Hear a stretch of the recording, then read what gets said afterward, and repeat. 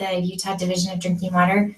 This is our monthly operator webinar, and we're just going to get started because we're excited. We've got some guest speakers with us today. We've got Matthew Kennedy and Tai Lung from RCAC, the Rural Community Assistance Corporation, and they're going to talk about what they can do to help out water systems just be in good graces and provide safe drinking water. So we're excited to have them here, and I don't want to talk very much because I want to save the time for our guests, but just a few reminders as usual.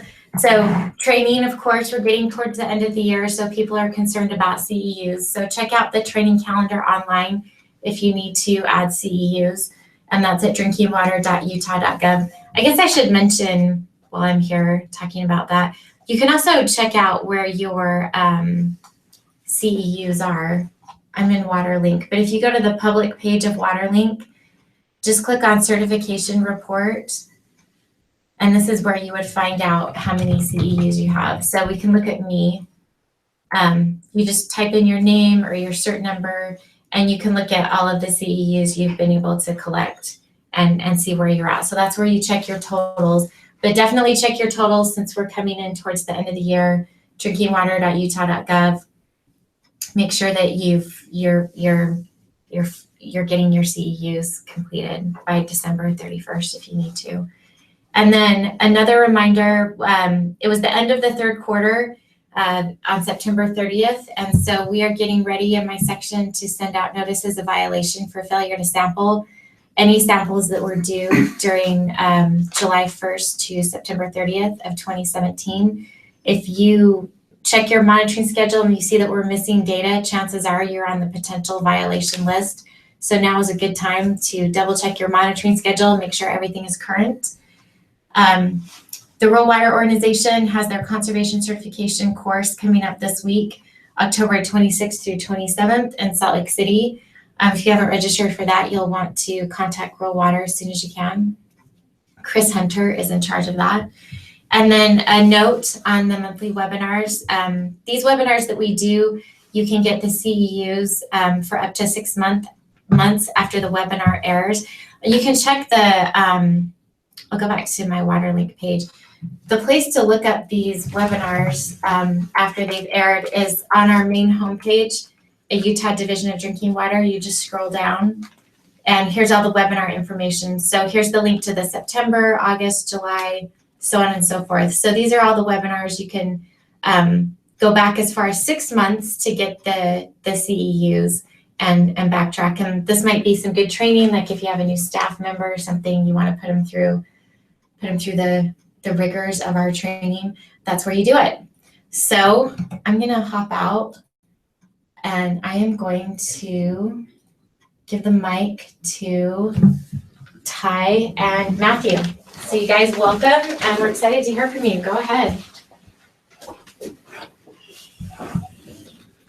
Thank you, Rachel, for allowing us to come in this morning and just talk about who RCAC is, what services we provide, and how we might be able to help your system with some managerial, financial, and technical TA. So RCAC is the Rural Community Assistance Corporation, and we're part of a larger network called RCAP. And RCAP stands for the Rural Community Assistance Partnership. And it's a nationwide organization, and as you can see, RCAC is the western section of RCAP. Put some pictures to voices. My name is Tai Lung. I've been with RCAC for about 2.5 years now. My background is in wastewater operations, and I'm based in Boise, Idaho, but I currently am providing assistance to small systems up in northern Utah.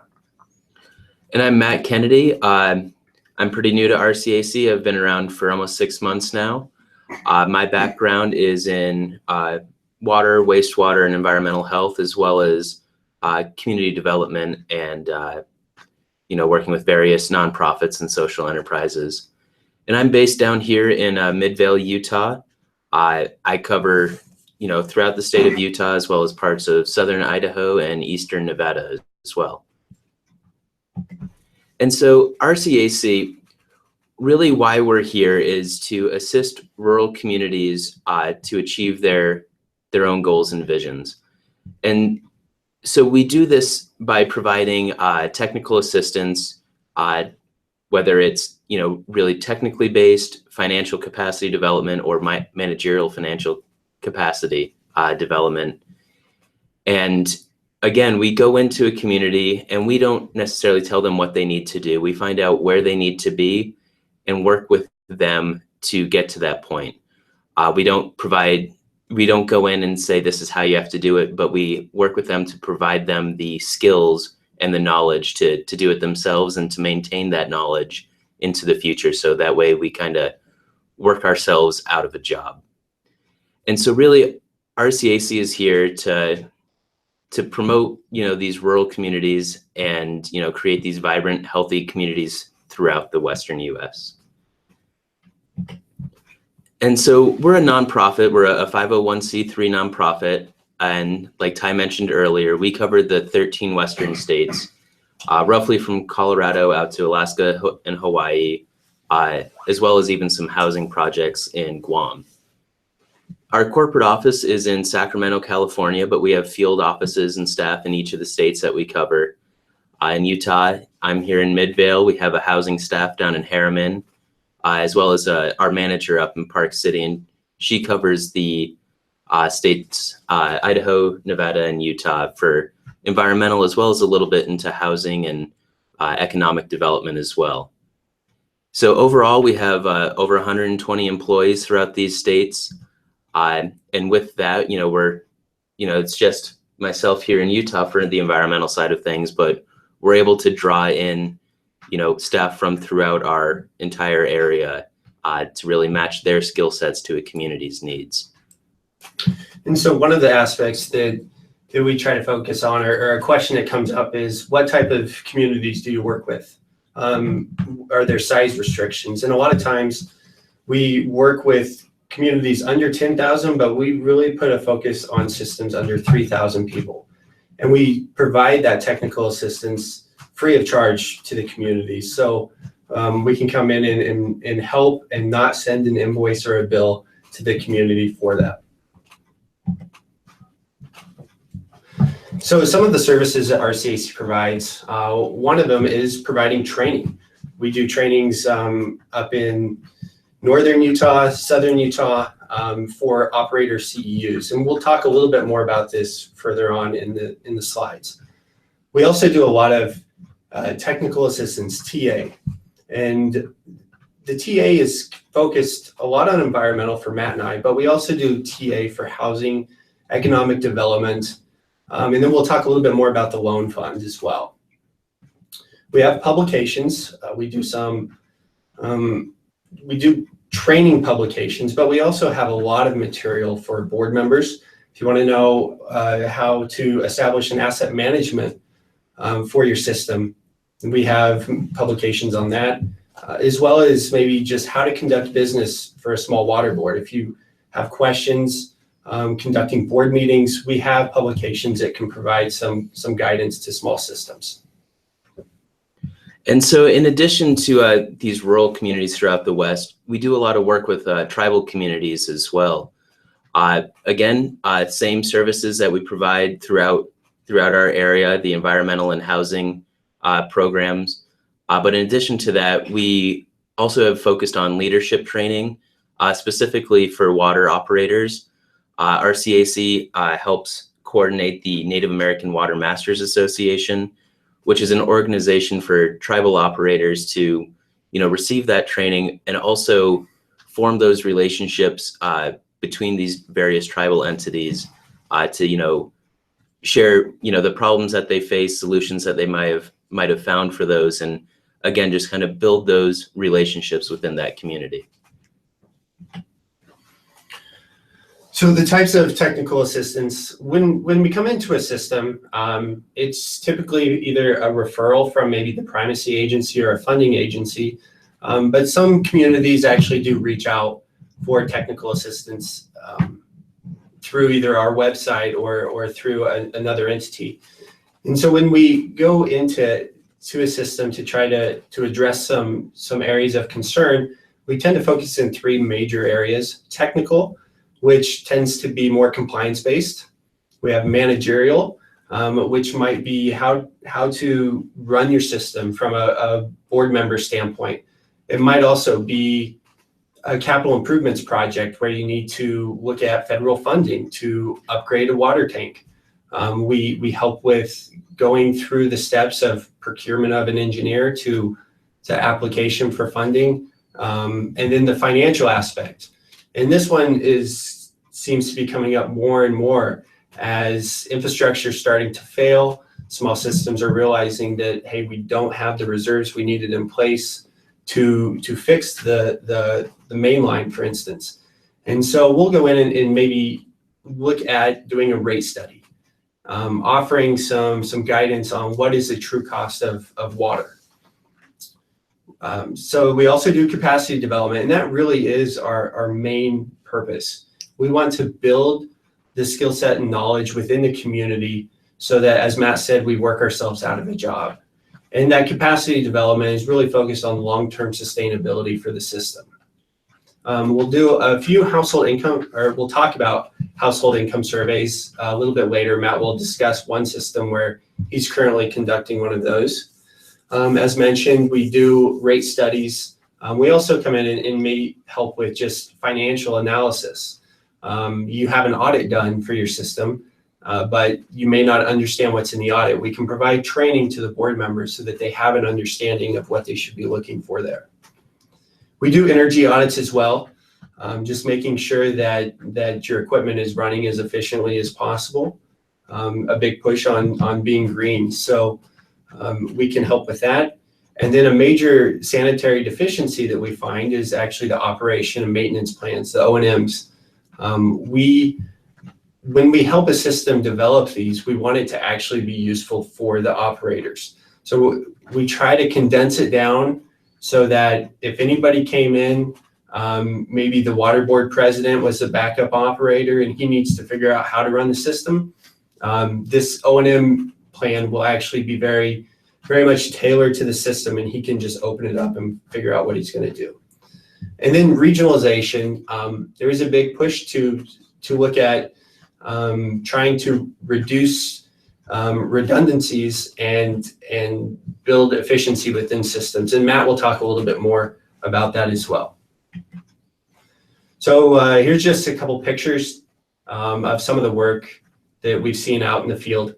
The picture on the left is a well cap that's cracked, and the picture on the right is a wellhead that doesn't have the appropriate fencing around it. And so this is just one quick example. If we saw this in the field, our first question is going to be how can we fix it? How can we repair the well cap? How can we get fencing around that wellhead? And it might be looking for funding that might be available to do that. If not, maybe the rates need to be increased so that you can put that fencing in it a year from now. And so funding our work, again, we're a free technical assistance provider. So funding our work is through federal and state programs, USDA, Rural Development, the EPA, the Health and Human Services.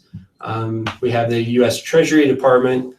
We also have fee for service. And so, as I mentioned, the systems we focus on tend to be the smaller systems under 3,000 that may not have the capacity to deal with the issues that come up.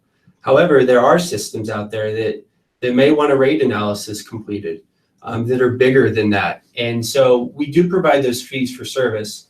And there's everything that we do for technical assistance could be a fee for service.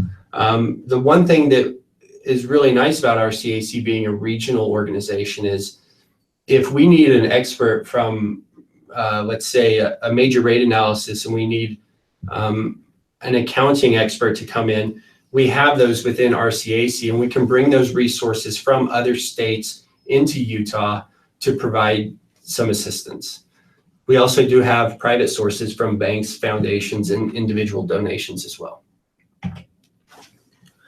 And so One thing that RCAC has, in addition to providing this, technical assistance and these trainings, we also have our own loan fund. Currently it stands, I think, around $150 million that communities are able to access for various projects. You can see kind of our current rates on those short-term loans, and while they're not as low as some of these other funding agencies out there, they do provide an opportunity for communities that might need some gap funding. Or maybe if you have a smaller project and the size loan isn't really that appealing to, one of the normal lenders, RCAC can come in and, help you out with that. It's a pretty short application and a really quick turnaround. So if you do need a quick source for funding, it's definitely something that you can consider. And so there's those short-term loans that we discussed, and then we also have larger long-term and intermediate loans. And so this slide here, feel free later on to pause this screen and take a look a little more in detail at some of these different loan programs that we have. But as an operator, you can see there we have these environmental infrastructure loans for both short, intermediate, and long-term for various projects. And so, again, feel free, if your system's in need of some funding, you can reach out to either of us or our loan officer in the state here to learn more about some of these opportunities.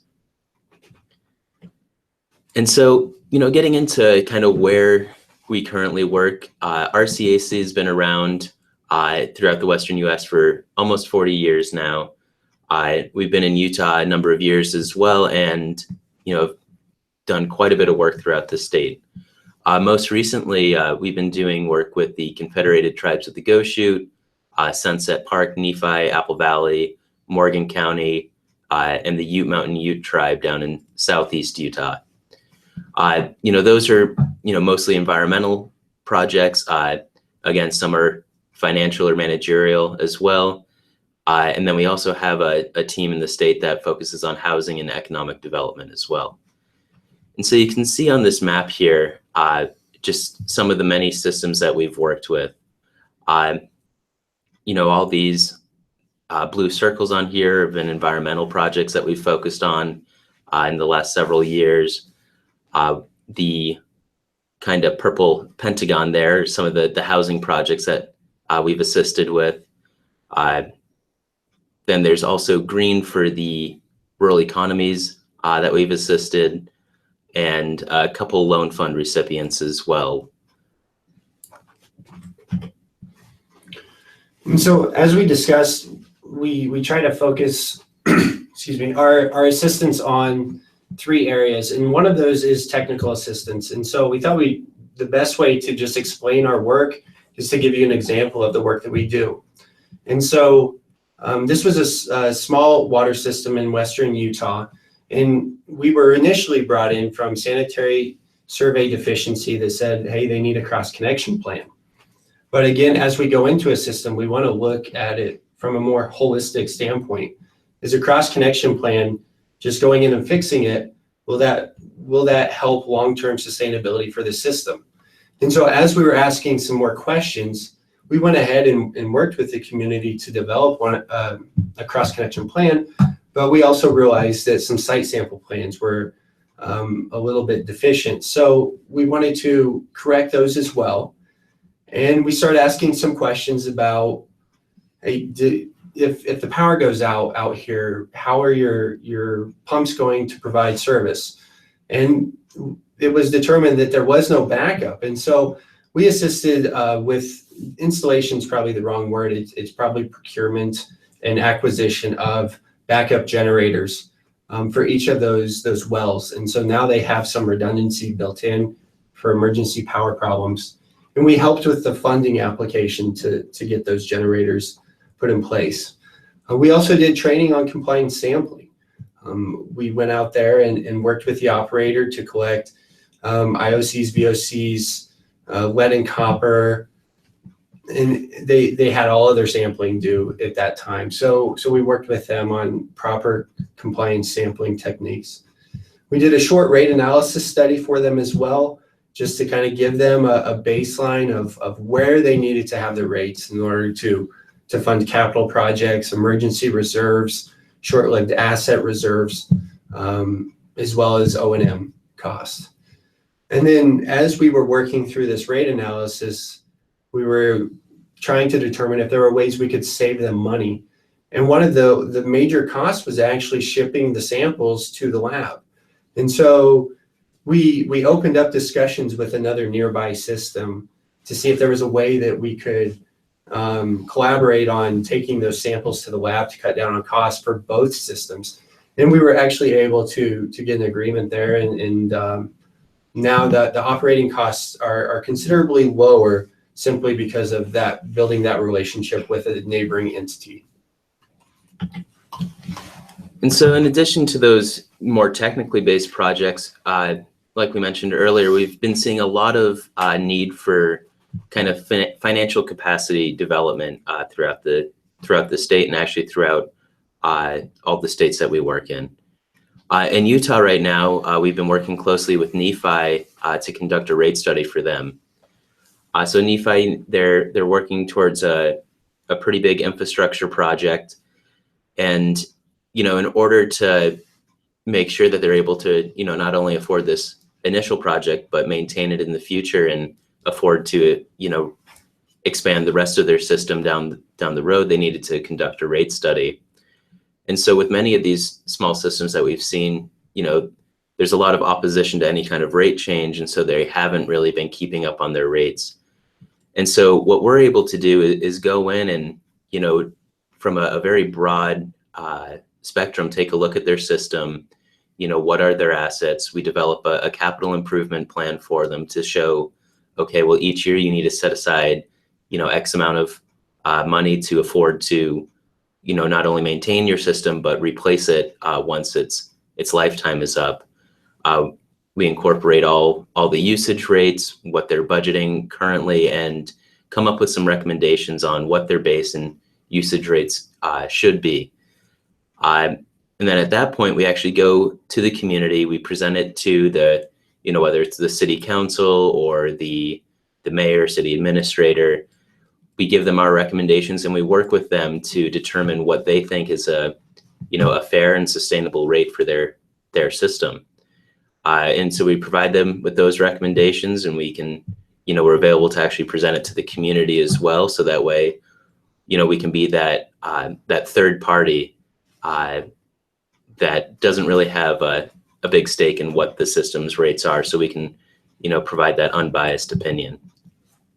We're also working with Apple Valley down in southern Utah to conduct a median household income survey. So with a lot of these communities that, when they're applying for funding, the funding agency will look at their household income to see what they might qualify for, which is typically based off of census tract data. And that's not always reflective of the community's true median income.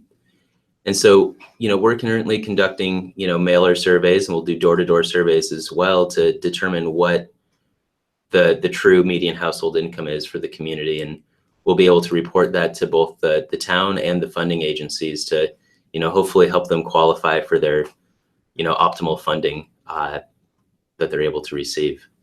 And one thing I wanted to mention about those income surveys is by RCAC conducting them, we will keep that information confidential.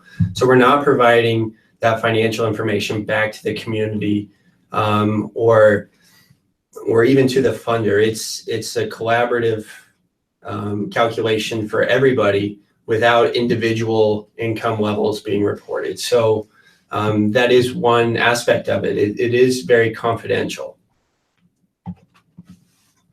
So the managerial assistance aspect, there's a system that I was working with to, again, develop a cross-connection plan. We developed the plan, but it was determined that they weren't actually a legal entity anymore. And not being a legal entity meant that their cross-connection plan was somewhat, they couldn't enforce it. And so we worked with them to get that information to the Lieutenant Governor's office to become a legal entity again. And then we discussed bylaws and policies, and they were certain they had them, but they couldn't find them. And so what we ended up doing was working with them to draft new bylaws. and implement those bylaws by, community meeting being held, and then a vote, questions being asked. And so that was part of a managerial assistance that we addressed. We also do board trainings, roles and responsibilities for new board members. I mean, a lot of times you're volunteered into a position, and you've never actually ran the business of the water board, or maybe your knowledge about the infrastructure is minimal. So we can provide some roles and responsibility training for board members when it comes to setting policies. Again, we also do financial board training, how to read that audit, how to understand if your budget is set appropriately, if your rates are high enough, and if you need to make some changes there. And then again, just conducting business and decision making. And like I mentioned, we do have publications on this, but we can also provide training just about the way that business is conducted, so it's transparent for the community and decisions are made appropriately. And so lastly, we want to touch on too is, we do have a big focus on regionalization. And so with these small communities, they don't necessarily have that economy of scale that larger systems do. It's much more difficult to afford a system when you only have, 40 to 100 meters within it. There's not really that income generation there. And in addition to that, these smaller towns, they don't have access to the same resources that larger communities do. They can't draw in the same operators that you might have on a larger system.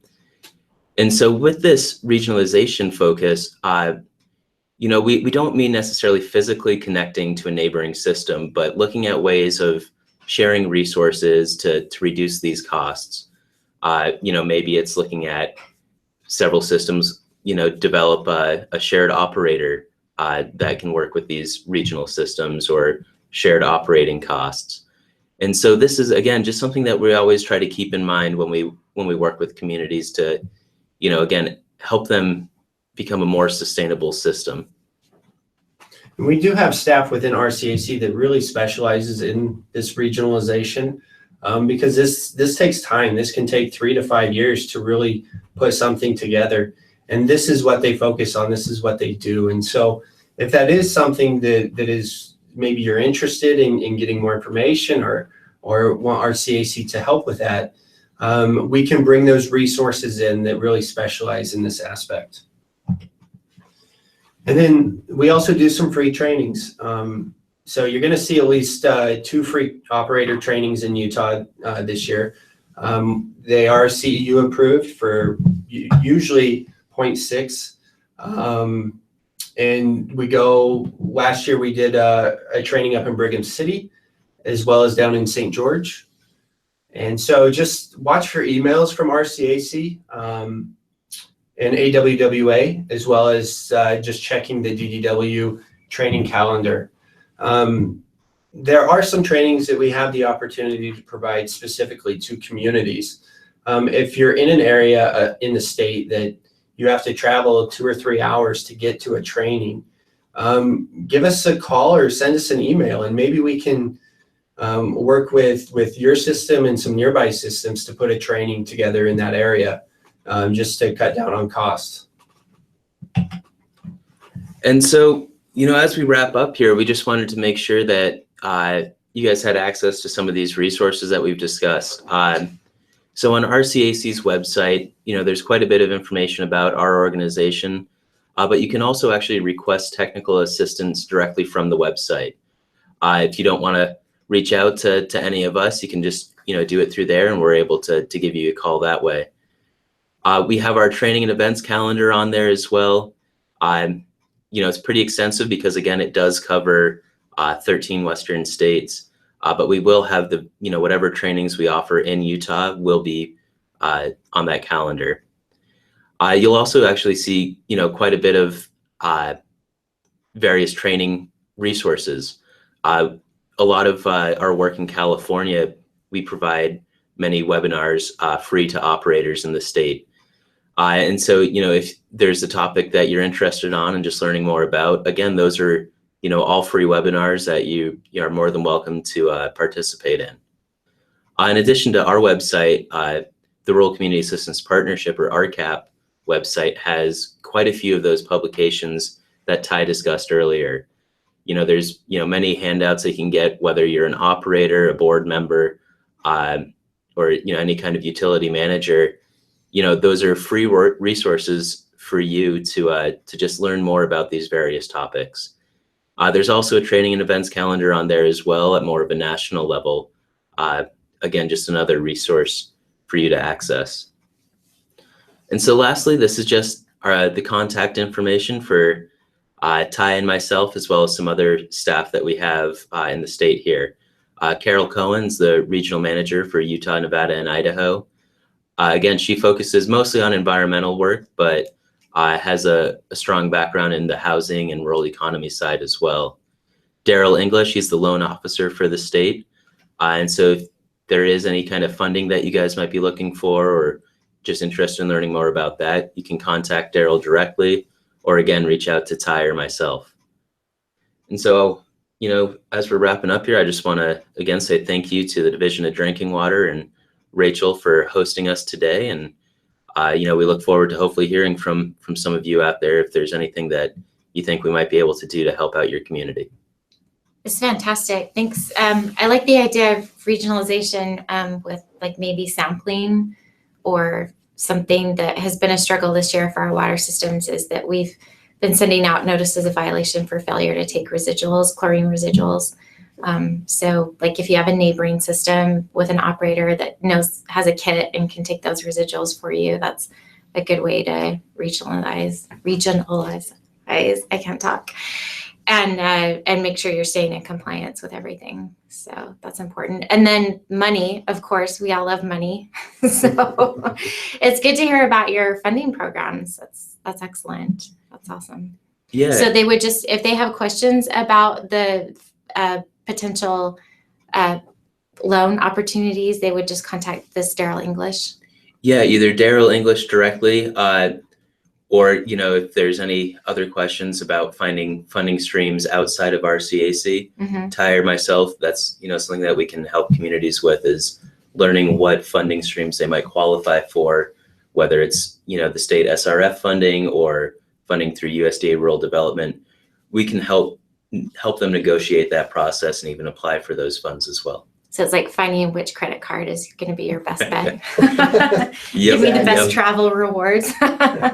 Awesome. All right, I'm going to switch out and show the operators. So you guys, thanks for watching our webinar, and we will have this live on our main page, so you can link to it. So in the comment section below, you'll be able to click on the link for CEUs. And again, it's 0.05 CEUs. Our next webinar is Monday, November 27th at 11 a.m. We're just going to do a quick WaterLink 101, the information that you can get from WaterLink, how to navigate it. We may come up with a more exciting topic by then, but that's what is currently the plan. And it is the Monday after Thanksgiving. So put it on your calendar now. And then go ahead and get your CEUs. And then Colt, did you have anything to? We did just make one change to the CEU form this week. There's a question that asks you to rank how well you know the rules that we've kind of trained on or haven't trained on yet. And you have to pay very close attention to the instructions to make sure that you only have one check mark in each column. But that's about it. And then you guys, I'll pull up your website, rcac.org. So this is the website that Matt and Tai are talking about. So go ahead and check it out. Training and events right here. This is where I've been going. They've got an all events calendar that's great, but I typically go to all the trainings. Link, is that the best link to go to? And you can just kind of scroll through and see what works for you and see what would help you the most. So check out their site. It's really well done. All right, you guys, thanks for joining us, and we will talk to you again in November. Thanks, Matt and Tai. You're welcome. Thank you. Thanks.